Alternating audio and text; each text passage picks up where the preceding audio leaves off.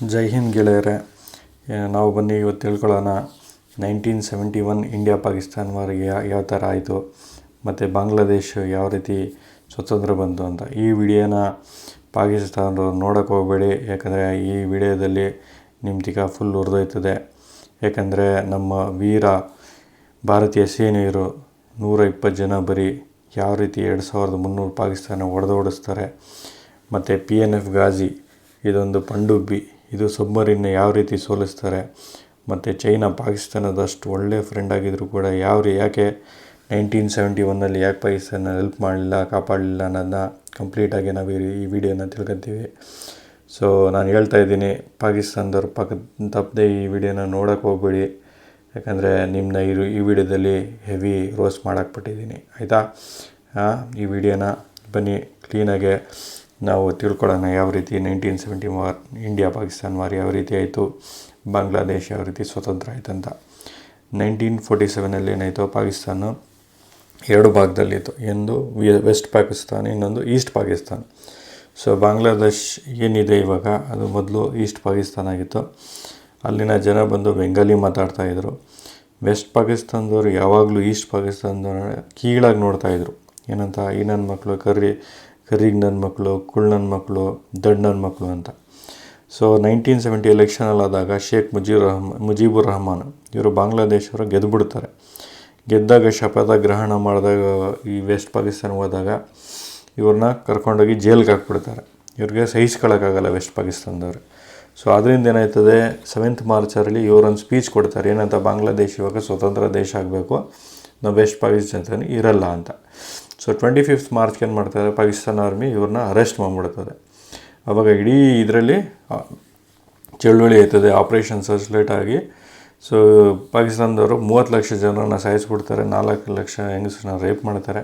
ಅವಾಗ ನಮ್ಮ ಇಂದಿರಾ ಗಾಂಧಿಯವರು ಏನು ಮಾಡ್ತಾರೆ, ಜನರಲ್ ಮೇನಕ್ಷಾನ ಆರ್ಡರ್ ಕೊಡ್ತಾರೆ, ನಾವು ಬಾಂಗ್ಲಾದೇಶನ ಸ್ವತಂತ್ರ ಮಾಡಬೇಕಂತ. ಅವಾಗ ಆರ್ಮಿ ಟ್ರೈನಿಂಗ್ ಕೊಡ್ತಾರೆ ಮೇನಕ್ಷಾ ಅವರು, ಏಪ್ರಿಲಿಂದ ನವಂಬರ್ವರೆಗೆ.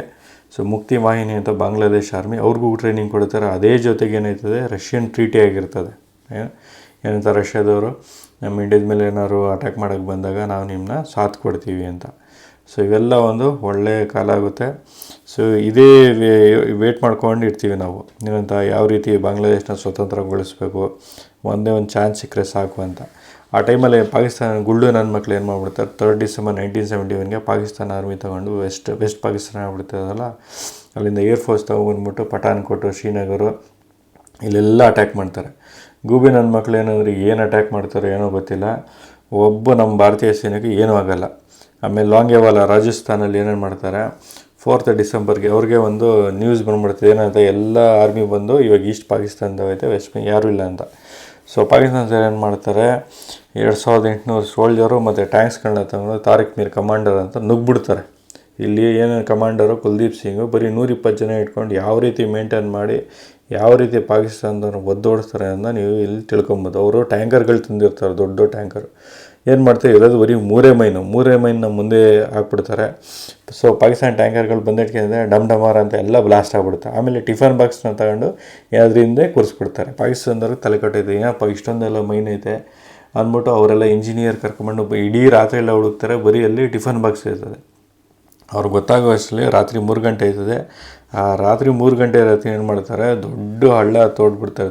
ತೋಡ್ಬಿಟ್ಟು ಬರೀ 120 ಜನ 2 ಕಿಲೋಮೀಟ್ರ್ ಹಳ್ಳದಂಗೆ ತೋರಿಸ್ಬಿಟ್ಟು ಏನು ಮಾಡ್ತಾರೆ, ಫುಲ್ ಅಟ್ಯಾಕ್ ಮಾಡ್ತಾರೆ. ಸೊ ನೋಡಿ, ನೀವು ಇದರಲ್ಲಿ ಕ್ಲೀನಾಗಿ ತಿಳ್ಕೊಬೋದು ಯಾವ ರೀತಿ ಒಂದು ಹಳ್ಳ 2 ಕಿಲೋಮೀಟ್ರ್ ತೋಡೋರೆ. ಸೊ ಅಲ್ಲೇನು ಮಾಡ್ತಾರೆ, ಫುಲ್ಲು ನಮ್ಮ ಇಂಡಿಯನ್ ಆರ್ಮಿ ಅವ್ರನ್ನ ಏನು ಮಾಡ್ತಾರೆ, ಸ್ಪ್ರೆಡ್ ಮಾಡಿಬಿಡ್ತಾರೆ, ಅಲ್ಲಿಂದ ಫುಲ್ ಅಟ್ಯಾಕ್ ಮಾಡಿಸ್ತಾರೆ. ಅವ್ರ ಟ್ಯಾಂಕರ್ಗಳ ಮೇಲೆ, ಜೀಪ್ಗಳ ಮೇಲೆ ಫುಲ್ಲು ಯಾವ ರೀತಿ ಅಟ್ಯಾಕ್ ಆಯ್ತದೆ ಅಂದರೆ ಅವ್ರಿಗೆ ತಲೆ ಕೆಟ್ಟೋಯ್ತದೆ. ಏನಪ್ಪ, ನಮಗೆ ಇನ್ಫಾರ್ಮೇಷನ್ ಬಂದಿರೋದು ತಪ್ಪನ್ನಿಸ್ತೈತಲ್ಲ, ನಾವು ಬರೀ 120 ಜನ ಸೋಲ್ಜರ್ಸರು ಅಂತ ನುಗ್ಬಿಟ್ಟು ಇಲ್ಲಿ ನೋಡಿದ್ರೆ 1000 ಜನ ಇದ್ದಂಗೆ ಕಾಣಿಸ್ತೈತೆ. ಎಲ್ಲ ಬರೀ ಹೆಂಗೆ ಹೊಡಿತಾರೆ ಅಂದರೆ ಅವ್ರ ಟ್ಯಾಂಕರ್ಗಳು, ಅವ್ರ ಜೀಪ್ಗಳು ಎಲ್ಲ ಚಿಂದೆ ಆಗೋಯ್ತದೆ. ನೋಡಿ ನೀವೇನು ಯಾವ ರೀತಿ ಬರೀ 120 ಸೋಲ್ಜರ್ಗಳು ಯಾವ ರೀತಿ ಚಿತ್ರಾನ್ನ ಮಾಡೋರೆ. ನಮ್ಮ ಇಂಡಿಯಾದಿಂದ ಬರೀ 2 ಸೋಲ್ಜರ್ಸ್ ಸಾಯೋದಿಲ್ಲಿ, ಅವರು 1000 ಜನ ಸತ್ತೋಗ್ಬಿಡ್ತಾರೆ. 3rd ಡಿಸೆಂಬರ್ಗೂ ಸ್ಟಾರ್ಟ್ ಮಾಡಿದ ವಾರು. ಸೊ ಬೆಳಗ್ಗೆ ಆಗಸ್ಟಲ್ಲಿ ಏನು ಮಾಡ್ತದೆ, ನಮ್ಮ ಏರ್ಫೋರ್ಸ್ ಇಂಡಿಯನ್ ಏರ್ಫೋರ್ಸು ಕೂಡ ಅವರೆಲ್ಲ ಟ್ಯಾಂಕರ್ಗಳನ್ನ ಚಿತ್ರಾನ್ನ ಯಾವ ರೀತಿ ಮಾಡ್ತದೆ ಅಂದರೆ, ಅವ್ರು ತಗೊಬಂದಿದ್ದ ಟ್ಯಾಂಕರ್ಗಳನ್ನೆಲ್ಲ ಬಿಟ್ಬಿಟ್ಟು ಓಡೋಂಡೋಯ್ತಾರೆ. ಟ್ಯಾಂಕರ್ಗಳು ಏನೂ ಇರಲ್ಲ, ಯಾವ ರೀತಿ ಏನು ತಂದಿರೋದನ್ನೆಲ್ಲ ನಾವು ಏನು ಪಠಾನ್ಕೋಟಲ್ಲಿ ಇನ್ನು ಲೋಂಗೆವೆಲ್ಲದಲ್ಲಿ ಇನ್ನೂ ಮ್ಯೂಸಿಯಂ ಥರ ಮಾಡ್ಕೊಂಡಿದ್ದೀವಿ. ಆ ಟೈಮಲ್ಲಿ ಅವ್ರು ಬಿಟ್ಬಿಟ್ಟು ಹೋಗಿದ್ದ. ಸೊ ಇದನ್ನು ಯಾವ ರೀತಿ ಅವ್ರಿಗೆ ಶೇಮ್ಫುಲ್ ಆಗಬೇಕಲ್ಲ, ಅವ್ರು ತಂದಿರೋ ಎಲ್ಲ ಇದನ್ನೆಲ್ಲ ಬಿಟ್ಬಿಟ್ಟು ಹೋಗಾರೆ. ಅದೇ ರೀತಿ 5 ಡಿಸೆಂಬರ್ಗೆ ನಮ್ಮ ಇಂಡಿಯನ್ ನೇವಿ ಏನು ಕಮ್ಮಿ ಅಂದ್ಕೊಂಡಿದ್ದೀರಾ, ಕರಾಚಿ ಬಂದರ್ಗಾಹ ಹೋಗ್ಬಿಟ್ಟು ಎಲ್ಲ ಚಿಂದಿ ಚಿತ್ರಾನ್ನ ಮಾಡ್ಬಿಡ್ತಾರೆ. ಅಲ್ಲಿ full burn, Karachi port is full burn. Karachi ಪೋರ್ಟಿಂದ ಓಡೋಗ್ಬಿಟ್ಟು ಪಾಕಿಸ್ತಾನದವರು ಗ್ವಾದವರ್ ಪೋರ್ಟ್ ಅಂತ ಅಲ್ಲೋಗ್ಬಿಟ್ಟು ಅವಸ್ಕೊಂತಾರೆ. ನಮಗೆಲ್ಲ ಈ ಥರ ನಷ್ಟ ಮಾಡ್ಬಿಟ್ರು, ಎಲ್ಲ ನಮ್ಮ ಚಿಂದಿ ಚಿತ್ರಾನ್ನ ಮಾಡ್ಬಿಟ್ರು ಅಂದ್ಬಿಟ್ಟು ಫುಲ್ಲು ಹುರ್ಕೊಬಿಡ್ತಾರೆ. ಆ ಟೈಮಲ್ಲಿ ಯು ಎಸ್ ಎ ನನ್ನ ಮಕ್ಕಳು ಸರಿ ಇಲ್ಲ, ಅವ್ರೇನು ಮಾಡ್ಬಿಡ್ತಾರೆ, PNS ಗಾಜಿ ಅಂತ ಅವರು ಒಂದು ಸಬ್ಮರೀನ್ ಕೊಟ್ಬಿಡ್ತಾರೆ ಪಾಕಿಸ್ತಾನಿಗೆ. ಸೊ ಪಾಕಿಸ್ತಾನದವರು ನಾವು ಇಂಡಿಯಾದ ಮೇಲೆ ನಾವು ದ್ವೇಷ ತೀರಿಸ್ಕೋಬೇಕು ಅಂದ್ಬಿಟ್ಟು ಸಬ್ಮರೀನ್ ನಮ್ಮ ತಗಿರೋದು INS ಗಾಜಿ ಅಷ್ಟು ಅಡ್ವಾನ್ಸ್ ಇರೋಲ್ಲ. ಸೊ ಇಲ್ಲಿ ಟೆಕ್ನಿಕ್ ಯೂಸ್ ಮಾಡ್ತೀವಿ. ಏನಂದರೆ ನಮ್ಮ ಇಂಡಿಯಾದವರು PNS ಗಾಜಿ ಹೊಡಿಬೇಕು ಅಂದ್ಬಿಟ್ಟು ಎಲ್ಲ ಇನ್ಫಾರ್ಮೇಷನ್ ಇಂಡಿಯಾದವ್ರಿಗೆ ಹೇಳ್ಬಿಡ್ತಾರೆ. ನಾವು ಇಲ್ಲೆಲ್ಲ ಫುಡ್ನ ಲೋಡಿಂಗ್ ಮಾಡೋಕ್ಕೋಸ್ಕರ ವಿಶಾಖಪಟ್ಟಣ ಪೋರ್ಟಿಗೆ ಬರ್ತಾಯಿದೆ ಅಂದ್ಬಿಟ್ಟು ಟ್ರ್ಯಾಪ್ ಮಾಡ್ಬಿಟ್ಟು ಇಲ್ಲಿಂದ PNS ಗಾಜಿನ ಅಲ್ಲಿಗೆ ಬರೋಂಗೆ ಮಾಡ್ಬಿಟ್ಟು ಏನು ಮಾಡ್ತೀವಿ ನಾವು, ಆ PNS ಗಾಜಿ ಸಬ್ಮರೀನ್ ಅದು ನೀರಲ್ಲಿ ಮುಳುಗಿರ್ತದೆ, ಅದನ್ನು ಚಿಂದಿ ಮಾಡಾಕ್ಬಿಡ್ತೀವಿ. ಇದೊಂದು ಭಾಳ INS ರಾಜ್ಪೂತ್ ಅಷ್ಟು ಅಡ್ವಾನ್ಸ್ ಇರೋಲ್ಲ, ಆದರೂ ಕೂಡ ಅದನ್ನು ರೆಡಿ ಕೆಟ್ಟೋಗಿರ್ತದೆ ಬೇರೆ. ಆ ಟೈಮಲ್ಲಿ ಅದನ್ನು ರೆಡಿ ಮಾಡಿಕೊಂಡು ಯಾವ ರೀತಿ ಆ PNS ಗಾಜಿನ ಯಾವ ರೀತಿ ಚಿಂದಿ ಚಿತ್ರಾನ್ನ ಮಾಡ್ತೀವಿ ಅಂತ ನಾವು ಈ ರೀತಿ ನೋಡ್ಬೋದು. ಒಂದು ಟ್ರ್ಯಾಪ್ನ ಸೆಟ್ ಮಾಡಿ ಅದನ್ನು ನೋಡಿ, PNS ಗಾಜಿ ಅಂತ ಅಡ್ವಾನ್ಸ್ ವೇಪರ್ ಮೊದಲಿಂದನೂ ಕೂಡ US ಏನೈತೆ ಪಾಕಿಸ್ತಾನಿಗೆ ಸಪೋರ್ಟ್. ಯಾವತ್ತೂ ಕೂಡ ನಮ್ಮ ಇಂಡಿಯಾಗವರು ಸಪೋರ್ಟ್ ಮಾಡೇ ಇಲ್ಲ. ಯಾಕಂದರೆ ಬರೀ ಚೈನಾನ ಕಂಟ್ರೋಲ್ ಮಾಡಬೇಕಂತ ಆ ರೀತಿ ಸಪೋರ್ಟ್ ಮಾಡ್ತಾರೆ ಹೊರತು ಅವ್ರು ಯಾವತ್ತೂ ಸಪೋರ್ಟ್ ಮಾಡಿಲ್ಲ. ಪಾಕಿಸ್ತಾನದವ್ರು ಅಳ್ಕೊಂಡು ಹೋಗ್ಬಿಟ್ಟು ಏನು ಮಾಡ್ತಾರೆ, US ಅವ್ರಿಗೆ ಸಪೋರ್ಟಿಗೆ ಕರೀತಾರೆ, ಬನ್ನಿ ನಮ್ಮೆಲ್ಲ ಹೊಡೆದಾಕ್ಬಿಡ್ತಾರೆ, ಸಾಯಿಸಾಕ್ಬಿಡ್ತಾರೆ. ಇವ್ರೇನು ಮಾಡ್ತಾರೆ, 7th ಫ್ಲೀಟ್ ನೇವಿನ ಕರ್ಕೊಂಡು ಬಂದ್ಬಿಡ್ತಾರೆ ನಮ್ಮ ಇಂಡಿಯಾದ ಮೇಲೆ ಅಟ್ಯಾಕ್ ಮಾಡೋಕ್ಕೆ. ಆ ಟೈಮಲ್ಲಿ ಏನು ರಷ್ಯಾ ಏನು ಸುಮ್ಮನಿರ್ತದೆ, ಅವರು ನಮ್ಮ ಜೊತೆ ಟ್ರೀಟಿ ಮಾಡ್ಕೊಂಡಿರ್ತಾರೆ. ಅವರು ಕರೆಕ್ಟ್ ಟೈಮಲ್ಲೇ ನಮಗೆ ಸಾಥ್ ಕೊಡ್ತಾರೆ. ಅವರು ಕೂಡ ಏನು ಮಾಡ್ತಾರೆ, 440 fleet battalion with nuclear submarines ಬಂದ್ಬಿಡ್ತಾರೆ. ಸೊ ಅವಾಗ ಎದುರುಕೊಂಡು US ಅವರು ತೆಪ್ಪು ಕೂತ್ಕೊಂತಾರೆ, ಬೇಡ ಕಣಪ್ಪ ಹೋದರೆ ರಷ್ಯಾದವ್ರು ನಮಗೆ ಚಿಂದಿ ಚಿತ್ರಾನ್ನ ಮಾಡೋಕ್ಬಿಡ್ತಾರೆ ಅಂತ. ಆ ಟೈಮಲ್ಲಿ ಇಂಗ್ಲೆಂಡು ಅಮೇರಿಕಾ ಇಂಡಿಯಾ ಅಗೇನ್ಸ್ಟ್ ಆಗಿದ್ದವರು ತೆಪ್ಪು ಕೂತ್ಕೊಂತಾರೆ. ಇಲ್ಲಾಂದರೆ ಗೊತ್ತಿತ್ತಲ್ಲ ನಾಯಿ ಬೀಳ್ತಾರೆ ಅಂದ್ಬಿಟ್ಟು ಸುಮ್ಮನೆ ಇರ್ತಾರೆ. ಸೊ ನಾವೇನು ಮಾಡ್ತೀವಿ, ಇವಾಗ ಏರ್ಫೋರ್ಸಿಂದ ಏನು ಮಾಡ್ತೀವಿ, ಅಲ್ಲಿ ಇದು ಈಸ್ಟ್ ಪಾಕಿಸ್ತಾನಿಗೆ NH ಮಲಿಕ್ ಅಂತ ಗವರ್ನರ್ ಮನೆಗೆ ಅಟ್ಯಾಕ್ ಮಾಡಿಸ್ತೀವಿ. ನೋಡಿ, ನೀವು ಇದೇ ರೀತಿ ಮುಂದುವರಿಸಿದ್ರೆ ಯಾವ ರೀತಿ ಏಟ್ ಬೀಳ್ತವೆ ಅಂತ ಇಲ್ಲೇ ನೋಡ್ಕೊಳ್ಳಿ ಅಂತ. ಆಮೇಲೆ ಅರ್ಧ ಗಂಟೆ ಟೈಮ್ ಈಸ್ಟ್ ಪಾಕಿಸ್ತಾನಲ್ಲಿರೋ ಪಾಕಿಸ್ತಾನ ಆರ್ಮಿಗೆ 93,000 ಜನ ಇರ್ತಾರೆ. ಅರ್ಧ ಗಂಟೆಯಲ್ಲಿ ಎಲ್ಲ ಸರೆಂಡರ್ ಆಗಿ, ಇಲ್ಲ ಅಂದರೆ ನಿಮಗೂ ನಾಯಿ ಏಟೇ ಬೀಳೋದು, ಇಲ್ಲ ಅಂದರೆ ನಿಮಗೆ ಕತೆ ಏನಾಯ್ತದೆ ಅಂತ ನಿಮಗೆ ಗೊತ್ತಾಗಲ್ಲ.